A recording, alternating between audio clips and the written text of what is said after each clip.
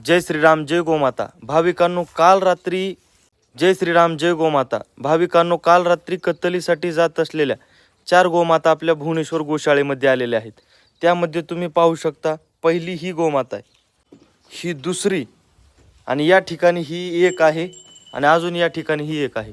अशा प्रकारच्या 4 गोमाता काल रात्री आपल्या भुवनेश्वर गोशाळेमध्ये कत्तलीसाठी जात असलेल्या बीड जिल्ह्यातील गोसेवकांनी पकडून या ठिकाणी आपल्या भुवनेश्वर गोशाळेमध्ये आणून सोडलेले आहेत।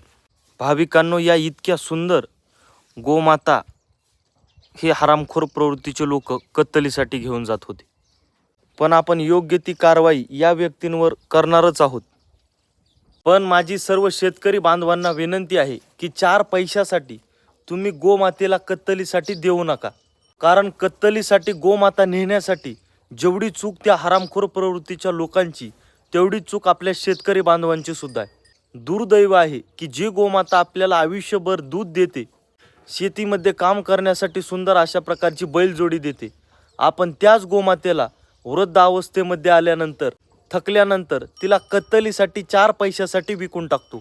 सर्व शेतकरी बांधवांना विनंती आहे की जे लोक अशा प्रकारे करत आहेत त्यांनी असं करू नका।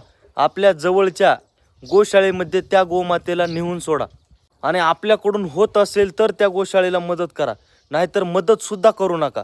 फक्त त्या गोमातेचा जीव वाचवा। जय श्रीराम जय गोमाता जय हिंदू राष्ट्र।